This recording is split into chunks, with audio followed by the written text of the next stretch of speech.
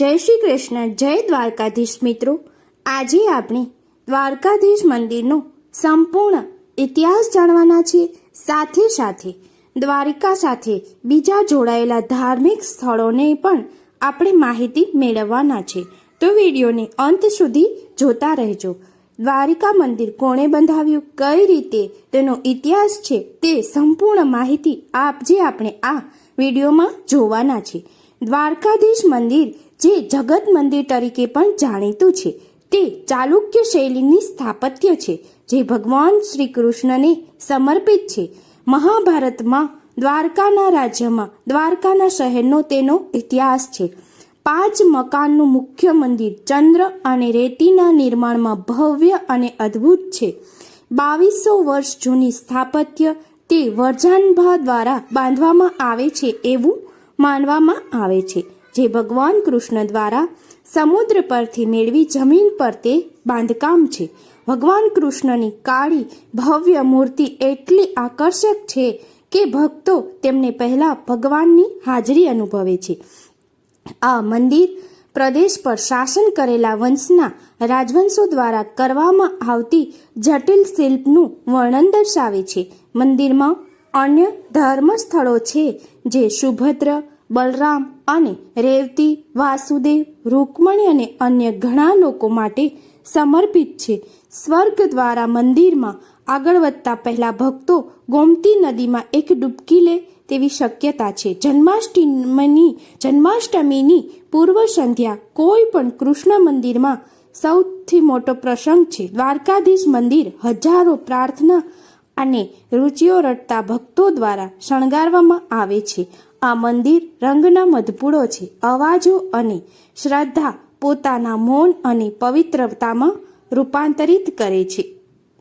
દેવભૂમિ દ્વારકા 4 ધામ પૈકીનું એક ધામ છે, જ્યાં ભગવાન દ્વારકાધીશ રાજાધિરાજ રૂપે બિરાજમાન છે। ભગવાન શ્રી કૃષ્ણ રાજા જરાસંઘના ત્રાસથી કંટાળીને દ્વારકામાં આવીને વસ્યા હતા। હાલમાં જે મંદિરના દર્શને ભક્તો જાય છે તે કૃષ્ણપુત્ર વ્રજનાભે બંધાવેલું છે। કહેવાય છે કે એ સમયે દ્વારકા સોનાની હતી, પણ હકીકત એ પણ છે કે કૃષ્ણએ પોતાના પશ્ચાતાપ માટે સોનાની નગરી સાગરમાં ડૂબાડી દીધી, કારણ કે દ્વારકામાં આવીને માધવે જરાસંઘનો વધ કરાવેલો। દ્વારકાધીશની છાતી પર છે ભૃંગુલાછન। શાસ્ત્રોના મત અનુસાર જ્યારે સપ્ત ઋષિ નદીના કિનારે તર્ક કરી રહ્યા હતા, ત્યારે ત્રિદેવમાંથી મોટું કોણ? ત્યારે ભૃગુ ઋષિએ આવી અને કહ્યું કે હું જાણીને કહીશ કે ત્રિદેવમાંથી મોટું કોણ। ત્યારે શ્રેષ્ઠતાની પરીક્ષા લેવા માટે ભૃગુ ઋષિ પહેલા શિવ પાસે જાય છે અને ખૂબ તર્ક કર્યા બાદ સંતોષકારક જવાબ મળ્યો નહીં। ત્યારબાદ બ્રહ્માજી પાસે જાય છે અને ત્યાંથી પણ ખૂબ તર્ક કર્યા બાદ સંતોષકારક જવાબ મળ્યો નહીં। ઋષિ ભગવાન વિષ્ણુ પાસે જાય છે અને ત્યાં વિષ્ણુ પાસે રત્નાકરમાં શેષ શૈયા પર વિશ્રામ કરી રહ્યા હતા। ભૃગુ ઋષિના મનમાં ક્રોધ આવ્યો અને બ્રાહ્મણને યોગ્ય સન્માન ન મળતા પોતાના પગથી ભગવાનના વૃક્ષ સ્થળમાં પ્રહાર કરે છે। વિષ્ણુ વિશ્રામમાંથી જાગી જાય છે અને ભૃગુ ઋષિનું સન્માન કરે છે। ભગવાન ભૃગુ ઋષિ પાસે ક્ષમા યાચના કરે છે અને કહે છે કે આપણી પગમાં ઈજા તો પહોંચી નથી ને? ત્યારે ભૃગુ ઋષિને ભગવાનના આ સૌમ્ય સ્વભાવ જાણી ભૃગુ ઋષિએ એમને ત્રિદેવમાં શ્રેષ્ઠ ગણે છે। ભૃગુ ઋષિને તેમના આ કૃત્યથી દુઃખ પહોંચે છે, ત્યારે ભગવાન એમને સમજાવે છે કે આ જ મારી લીલા હતી, કેમ કે કળિયુગમાં કેટલાય પોતાની જાતને દ્વારકાધીશ માનતા હશે, પરંતુ આપણા આ ચિહ્ન જે સ્વરૂપમાં હશે એ જ સાચા અર્થમાં દ્વારકાધીશ। મંદિર પણ એક વાસ્તુકલાનો ઉત્તમ નમૂનો। દ્વારકાધીશ મંદિરમાં વાસ્તુકલાનો પણ ઉત્તમ નમૂનાઓ છે। મંદિરમાં કુલ 3 વિભાગ છે। એમાં સૌ પ્રથમ જ્યાં પ્રભુ બિરાજે છે એ ભાગને ગર્ભગૃહ કહેવાય છે, બીજા વિભાગને નિજ સભા મંડપ અને ત્રીજા વિભાગને સભા મંડપ કહે છે। પ્રભુ બિરાજે છે તેમાં તમામ ખૂણાઓ, દિશાઓ, વસ્તુ પુરુષ ખંડિત ન થાય એ રીતે નિર્માણ કરવામાં આવ્યા છે। નિજ સભા મંડપમાં 6 શિખર અને સભા મંડપ કે જ્યાંથી ભક્તો દર્શન કરી શકે છે. ત્યાં એક મોટું શિખર છે જેને લાડુ ડેરું કહે છે, જે વાસ્તુશાસ્ત્રનો બેજોડ નમૂનો છે. દ્વારકાધીશ મંદિરના શિખરને મેરુ પૃષ્ઠ શ્રીયંત્ર આકારનું પિરામિડ કહે છે. દ્વારકાધીશની ધ્વજાનું મહત્વ. હિન્દુ ધામમાં મંદિરના શિખર પર ધ્વજારોહણનું વિશેષ મહત્વ હોય છે. ભક્તો પોતાની માનતા પૂર્ણ થતાં ભગવાન દ્વારકાધીશના જગત મંદિરના શિખર પર નૂતન ધ્વજારોહણ કરે છે. ખાસ કરીને ભગવાનની ધ્વજામાં તમામ રંગોથી તેને બનાવવામાં આવે છે, પરંતુ કાળો અને લીલો આ 2 રંગો વર્જિત હોવાથી ભગવાનને શિખર પરના ધ્વજામાં આ 2 કલરના કાપડનો ઉપયોગ થતો નથી. 52 ગજની ધજા કહેવામાં આવે છે તે પાછળનું આ કારણ એ છે કે તેમાં 27 નક્ષત્રો, 4 દિશા, 12 રાશિ, 9 ગ્રહ આ તમામનો સરવાળો 52 થાય છે. તેથી 52 ગજની ધ્વજા કહેવાય છે. આ સિવાય દ્વારકા પર 52 પ્રકારના યાદવોના પ્રતીક રૂપે 52 ગજની ધ્વજા ચડે છે, જે દિવસમાં 5 વખત તો બદલે છે. દ્વારકા જગત મંદિર 4 ધામ પૈકીનું એક છે. 3 ધામની યાત્રા કરી હોય અને દ્વારકા ન આવ્યા હોય તો 4 ધામનું પુણ્ય મળતું નથી. દ્વારકા 7 મોક્ષદાયક પુરી પૈકીનું એક છે. શંકરાચાર્ય સ્થાપિત 4 પુરી, જેમાંની એક ઉત્તર ભારતમાં બદ્રીનાથ, દક્ષિણ ભારતમાં રામેશ્વર, પૂર્વમાં જગન્નાથપુરી અને પશ્ચિમમાં દ્વારકાનો સમાવેશ થાય છે. દ્વારકાના અનેક નામ છે, જેમ કે દ્વારાવતી, કુશસ્થળી, ગોપાલનગરી વગેરે.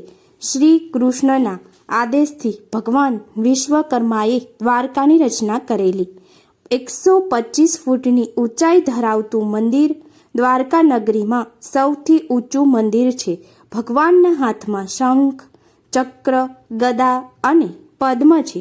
દ્વારકા મંદિરમાં નાના મોટા 21 મંદિરો આવેલા છે.